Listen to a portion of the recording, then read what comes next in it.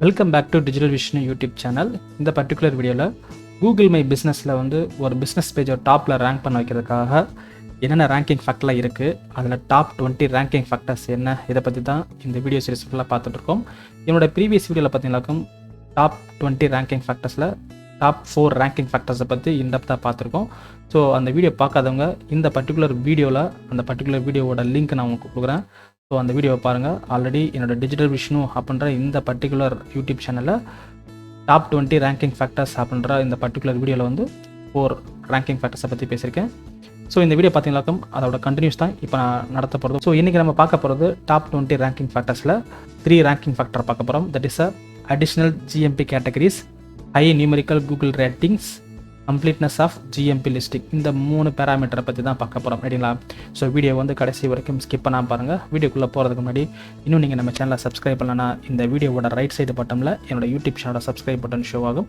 அதை கிளிக் பண்ணி சப்ஸ்கிரைப் பண்ணிக்கோங்க. கூடவே பெல் ஐக்கானையும் ப்ரெஸ் பண்ணிக்கோங்க. அப்போ தான் அடுத்தது போடக்கூடிய வீடியோ உங்களுக்கு நோட்டிஃபிகேஷன் வரும். வாங்க வீடியோக்குள்ளே போகலாம்.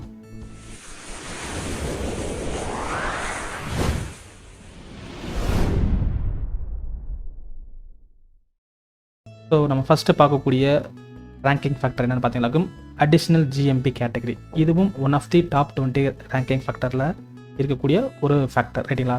ஸோ இந்த ஃபேக்டரை பொறுத்தவரை என்ன சொல்கிறாங்க அப்படின்னா, நீங்கள் GMP கேட்டகரியில் வந்து உங்கள் பிஸ்னஸ் பேஜை வந்து டாப்பில் ரேங்க் பண்ண வைக்கிறதுக்கு நீங்கள் GMPயில் வந்து ப்ரைமரி கேட்டகரி செட் பண்ணுவீங்க. அந்த ப்ரைமரி கேட்டகரியை ஃபாலோ பண்ணி செகண்டரி கேட்டகரியும் நீங்கள் செட் பண்ணிக்கலாம். ரைட்டுங்களா? ஸோ அடிஷ்னல் GMP கேட்டகரியை பொறுத்தவரை என்ன சொல்கிறாங்க அப்படின்னா, GMP primary category is the most important ranking factor. அதாவது உங்கள் GMB பிஸ்னஸ் பேஜை பற்றி கூகுள் ஈஸியாக அண்டர்ஸ்டாண்ட் பண்ணுறதுக்கு இந்த ப்ரைமரி கேட்டகரி தான் ரொம்ப ஹெல்ப்ஃபுல்லாக இருக்குது.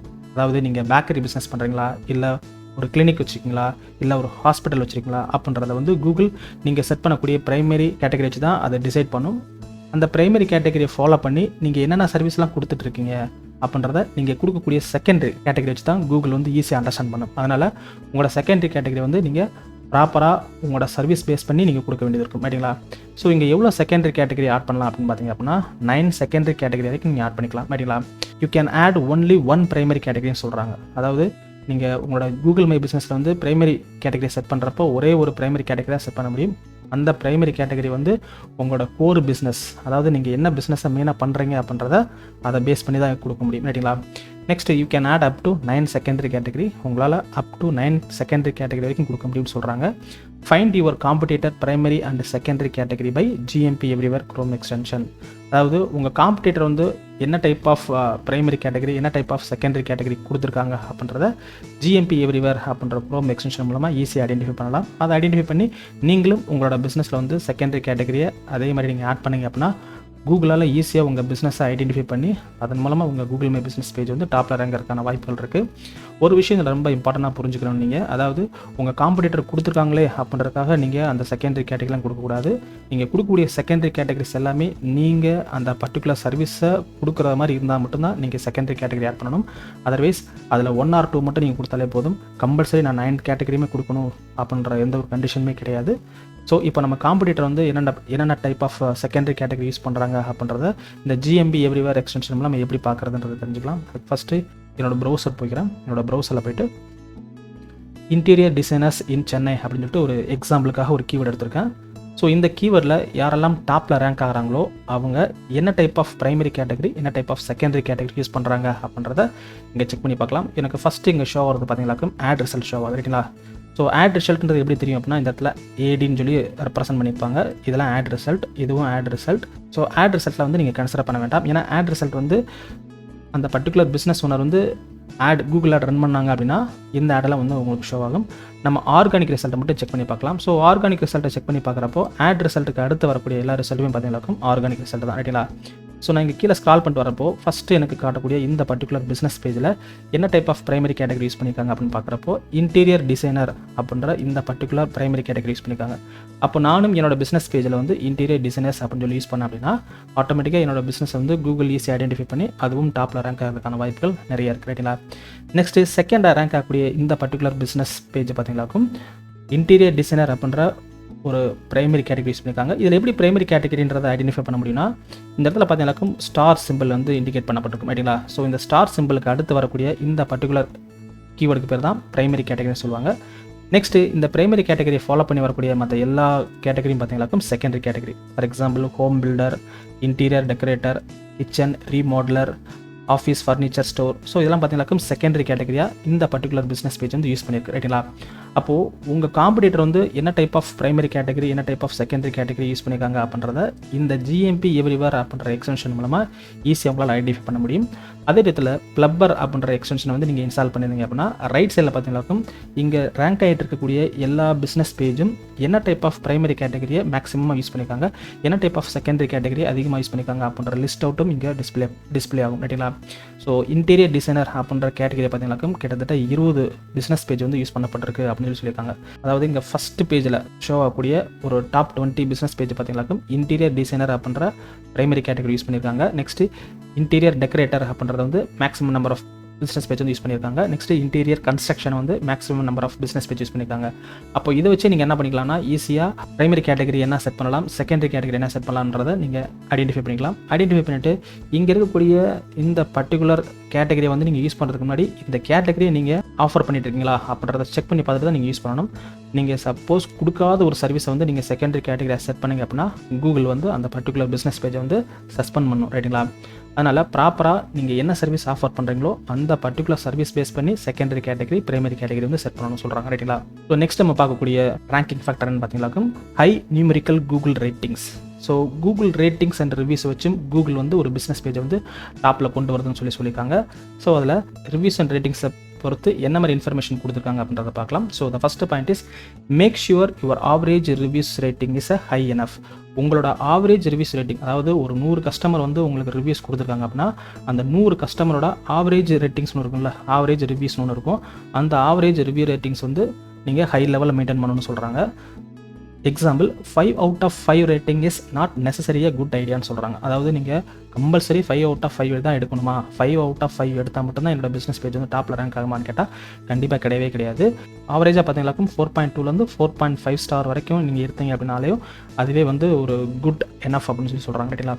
அப்போ உங்கள் பிஸ்னஸ் பேஜுக்கு வந்து நீங்கள் 5 எடுத்தால் தான் ரேங்க் ஆகும் அப்படின்றது வந்து எந்த கண்டிஷனுமே கிடையாது. ஆவரேஜாக ஒரு 4.3 அல்லது 4.4 இந்த ரேட்டிங்ஸ், அதாவது 4.2 to 4.5 நீங்கள் எடுத்தீங்க அப்படின்னா ஆட்டோமேட்டிக்காக உங்கள் பிஸ்னஸ் பேஜ் வந்து டாப்பில் வரதுக்கான வாய்ப்புகள் நிறையா இருக்குன்னு சொல்கிறாங்க. Next check how much reviews and ratings need for your business to rank on top by Pleper extension. அதாவது உங்கள் காம்படிட்டர் வந்து எவ்வளோ ரிவ்யூஸ் அண்ட் ரேட்டிங்ஸ்லாம் எடுத்திருக்காங்க, அப்போ ஆவரேஜ் நான் எவ்வளோ இருந்தால் நான் டாப்பில் வர முடியும் அப்படின்றத வந்து ப்ளப்பர் அப்படின்ற எக்ஸ்டென்ஷன் மூலமாக ஈஸியாக அவங்களால தெரிஞ்சுக்கணும்னு சொல்கிறாங்க. ஸோ இந்த இடத்துல இன்டீரியர் டிசைனர்ஸ் இன் சென்னை அப்படின்ற கீவேர்டுக்கு நான் டாப்பில் ரேங்க் ஆகணும்னா எவ்வளோ ரிவ்யூஸ் அண்ட் ரேட்டிங்ஸ் இருந்தால் ஆவரேஜாக இருந்தால் நான் டாப்பில் ரேங்க் ஆக முடியும் அப்படின்னு சொல்லி பார்க்குறப்போ இங்கே ரிவ்யூஸ் அப்படின்ற டேபை கிளிக் பண்ணுறேன். ஆவரேஜ் ரேட்டிங்ஸ் வந்து 4.76 இருந்தாலே போதும் நீங்கள் டாப்பில் வந்துடலான்னு சொல்கிறாங்க. ஏன்னா இங்கே லிஸ்ட் அவுட் ஆகிட்டு இருக்கக்கூடிய எல்லா பிஸ்னஸ் பேஜோட ரிவ்யூஸ் அண்ட் ரேட்டிங்ஸ்லாம் ஆவரேஜ் பண்ணி பார்க்குறப்போ 4.76 இருக்குன்னு சொல்லியிருக்காங்க. அப்போ 4.76 இருந்தாலே போதும் நான் டாப்பில் ரேங்க் ஆகிறதுக்கு. எவ்வளோ ரிவ்யூஸ் வேணும்னு சொல்லியிருக்காங்க அப்படின்னா ஆவரேஜாக பார்த்தீங்கன்னாக்கும் 140 ரிவ்யூஸ் இருந்தாலே போதும் நீங்கள் டாப்பில் ரேங்க் ஆகலாம்னு சொல்கிறாங்க. சரி, இந்த பிஸ்னஸ்க்கு மட்டும் தான் எப்படி இருக்கா, மற்ற பிஸ்னஸ்க்குலாம் எப்படி இருக்குன்னு சொல்லி பார்க்கலாம். ஃபார் எக்ஸாம்பிள் பெஸ்ட் ரிசார்ட்ஸ் இன் சென்னை அப்படின்னு சொல்லி நான் தேடிக்கேன். ஸோ இதில் ரேங்க் ஆகக்கூடிய எல்லா பிஸ்னஸ் பேஜோட ஆவரேஜ் ரிவ்யூஸ் அண்ட் ரேட்டிங்ஸ்லாம் பார்க்குறப்போ இங்கே என்ன சொல்லியிருக்காங்க அப்படின்னா, ஸோ ஆவரேஜ் ரேட்டிங்ஸை பொறுத்தவரை 4.27 இருந்தாலே போதும். நெக்ஸ்ட்டு ஆவரேஜ் ரிவ்யூஸை பொறுத்தவரை 1343 இருந்தால் உங்களால் வந்து டாப்பில் ரேங்க் ஆக முடியும்னு சொல்கிறாங்க, ரைட்டுங்களா? So another business for example digital marketing course இன் சென்னை அப்படின்ற கீவேர்டுக்கு வந்து ஆவரேஜாக ரிவ்யூஸ் எவ்வளோ இருக்குன்னு சொல்லியிருக்காங்க அப்படின்னா 233 இருந்தாலே போதும். ஆவரேஜ் ரேட்டிங்ஸ் வந்து 4.71 இருந்தாலே போதும் சொல்கிறாங்க. அப்போ 5 out of 5 இருந்தால் தான் நான் டாப்பில் ரேங்க் ஆக முடியும் அப்படின்னு சொல்கிறது எல்லாமே கிடையாது. ஆவரேஜாக 4.71 இருந்தாலே போதும். டிஜிட்டல் மார்க்கெட்டிங் கோர்ஸ் இன் சென்னை அப்படின்ற கீவேர்டுக்கு உங்கள் பிஸ்னஸ் பேஜ் வந்து டாப்பில் ரேங்க் ஆகிறதுக்கான வாய்ப்புகள் நிறையா இருக்குது, ரைட்டுங்களா?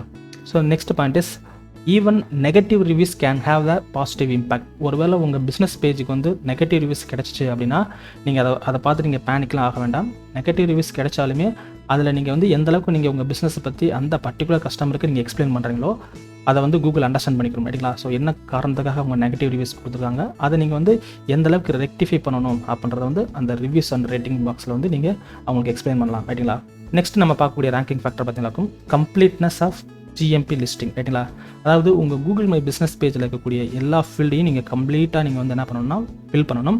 ஸோ எந்த ஒரு பர்டிகுலர் ஃபீல்டையுமே நீங்கள் எம்டியாக வைக்கவே கூடாது, ரைட்டுங்களா? ஏன்னா நீங்கள் எந்த அளவுக்கு அந்த பர்டிகுலர் ஃபீல்டில் ஃபில் பண்ணுறீங்களோ அதை வச்சு கூகுள் மை பிஸ்னஸ் வந்து உங்கள் பிஸ்னஸ் பேஜை வந்து ஈஸியாக அண்டர்ஸ்டாண்ட் பண்ணிக்கிறோம் ரைட்டுங்களா. ஸோ நீங்கள் என்ன பிஸ்னஸ் பண்ணுறீங்க அப்படின்றத வந்து உங்களோட பிரைமரி கேட்டகரி செகண்டரி கேட்டகரி வச்சு முடிவு பண்ணிக்கிறோம்.